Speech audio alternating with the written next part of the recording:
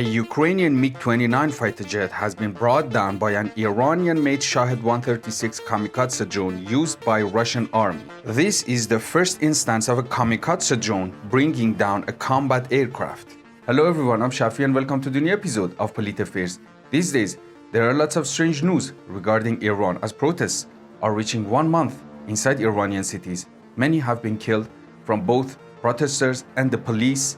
Voices of possible disintegration of this country are being given more attention by Western media. However, it's not going to happen. And amid all this, one Iranian weapon is changing the game inside Europe. And this is a special and unique situation in which Iran is stuck, but still the government is able to manage all this. The Ukrainian Air Force confirmed that a fighter jet of one of the tactical aviation brigades crashed near Vinnytsia while carrying out a combat mission to destroy enemy kamikaze drones. To be exact, the Shahed-136 of the Russian army.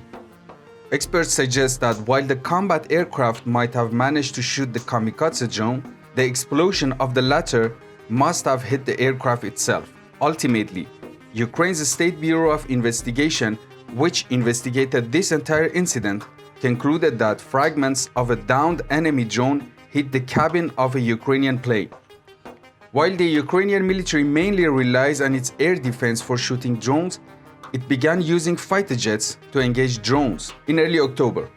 Wait a minute, Ukraine is using fighter jets to shoot down kamikaze drones? I think this is the first time in warfare history, and also the fact that a combat aircraft is hunted by a kamikaze drone is also the first of its kind. But why Ukraine has turned to fighter jets while it has Western air defense systems? Air defense systems remain the leading systems for countering the drone and missile threat posed by Russia, which was witnessed on October 10th when Russia carried out over 83 missile and drone attacks all across Ukraine in response to bombing of the critical Kerch Bridge that connects the Russian-occupied Crimean Peninsula to the mainland Russia. At the same time, Ukraine's inventory of the surface-to-air missiles or SAMs appear to be dwindling, which is very important for the Ukrainian military to deny aerial supremacy to the Russian Air Force. Therefore, the Iranian-made kamikaze drones employed by the Russian military have become an even more significant challenge for the Ukrainian air defense systems. The kamikaze drone provides Russia with an expendable and cost-effective alternative to its precious and expensive aircraft and cruise ballistic missile. Russia appears to be using kamikaze drones like the Iranian-made Shahed-136 to overwhelm Ukraine's air defenses, particularly its prized SAM stockpile. But even if these drones are shot down successfully, Ukraine still loses its SAMs. So the Shahed-136 is designed to overwhelm ground forces and get past the enemy air defenses produced by Iran Aircraft Manufacturing Industry Company. The drone is said to have a range of about 2,500 kilometers and can carry warheads between 5 to 30 kilograms. The Russian military has successfully conducted sworn attacks using the Shahed-136 drone against Ukrainian positions located as far as Kiev, deep behind Ukrainian front lines in the eastern part of the country. This was probably due to the small size of these drones and because they typically fly at low altitudes, making them difficult to detect even by ground-based radars. So Ukraine actually does not have any other choice and is utterly incapable of resisting these attacks. It has tried to get information and even defense systems from Israel to counter these drones, but it has been futile.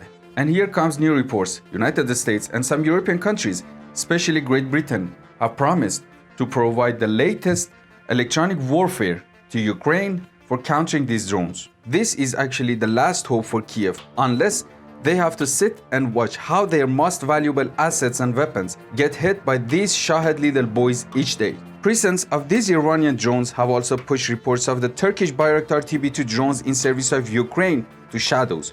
Nobody talks about them anymore, as many TB2s have been shot down by Russian Pantsir systems. This is funny, right? We are witnessing the biggest war in Europe since World War II, and the most effective weapons used in this war are from non-European Middle Eastern countries. The world is changing, they say. Yep, and Europe is going to get more surprised in years to come. Now, I have talked about Iranian drones many times, but as the Ukraine war has become the main battlefield for testing these boys, there are some facts about them that we should take into account.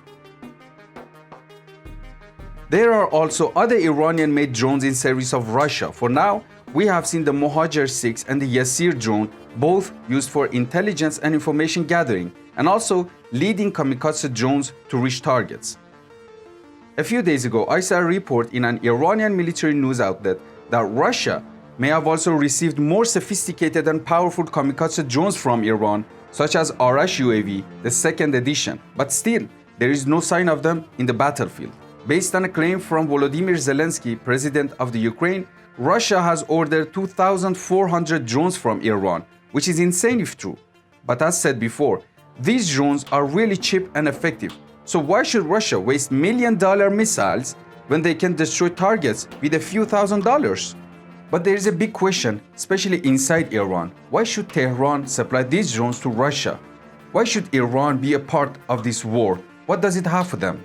Remember, always, all political and economic issues inside Iran have two sides. The one which the government sees and the one most of the people see. They are different because the Iranian society and its foreign policy, which is relied on domestic policy, is based on different ideas.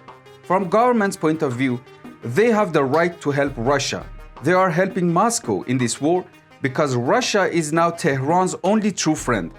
No, don't get me wrong, these two states have always been enemies and have fought numerous wars.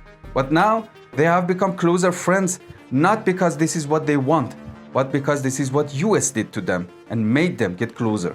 So the government in Tehran is now helping a friend, like they do in Iraq, Syria, Yemen, and elsewhere.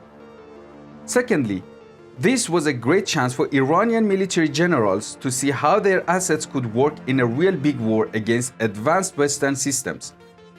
And they have certainly enjoyed watching them do their job. And still, if US sends more advanced systems, this could also be a test for Iranian technicians and drone manufacturers to know what flaws they have and to work on them. Thirdly, for Iranian government, this was a good deal with Russia. No one knows what they have really received in return for hundreds of drones, either money or fighter jets. Both of them is what Tehran badly needs. But why fighter jets? I talked about it in another video that Iran wants Russian-made advanced Sukhoi Su-35 jets, and possibly Russia is now manufacturing them for Iran or even have already supplied.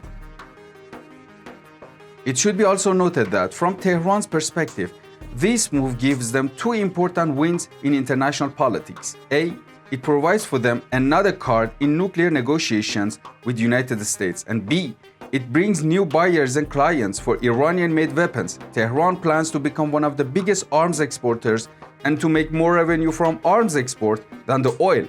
This was a big chance for them to show off their technology. For example, a few days ago, I saw a report that a very important country has officially asked Tehran for drones, though we still don't know which country. And finally, Tehran sees the Ukraine war as a bigger clash between the West and the East. As Russia now leads the Eastern Front, Tehran is willing to help its friend. In Tehran, officials believe that the weaker Russia gets in this war, the weaker Tehran's position could get in Middle East. But people have a different idea inside Iran. Iranians generally don't have a very pleasant historical image of Russia, as they were numerously subjected to Russian expansionism and imperialism before. So a part of the society now regrets government for helping Russia follow their brutal historical policy. Some experts say 40 years ago, France, United States, Germany, and the Soviet Union helped Saddam Hussein of Iraq with weapons, including fighter jets, missiles, and chemical weapons to invade Iran and kill thousands of Iranians. Those days we condemned them and tried to retaliate, and now our government is doing the same thing. Some say we should have kept our impartiality in this war, as it could give us more leverage than choosing one side like India or even China. Moreover, Ukraine has not been an enemy for the Islamic Republic, and there is no moral basis to justify helping Russia. The government knows how people in Iran see this policy, and this is why they have denied reports of having a deal with Russia to supply drones. Just yesterday, Iranian Foreign Minister Hossein Amir Abdullahian emphasized that the Islamic Republic of Iran has not and will not provide any weapon to be used in the war in Ukraine. He said, We believe the arming of each side of the crisis will prolong the war. We have not considered and do not consider war to be the right path either in Ukraine or in Afghanistan, Syria, and Yemen. But here is the twist. He continued, we have defense cooperation with Russia, but our policy regarding the war in Ukraine is not sending weapons to the conflicting parties. So basically, he approved giving Russia weapons, but denied being a part of the war. In other words, he said we gave Russia drones, but we did not want them to use those drones against Ukraine. So in the end, I believe to analyze this policy, we have to wait. It's too early to see if this policy is in favor of Iran or not. Thanks for watching. Don't forget to share your opinion with me in the comments and also to check out other videos on my channel.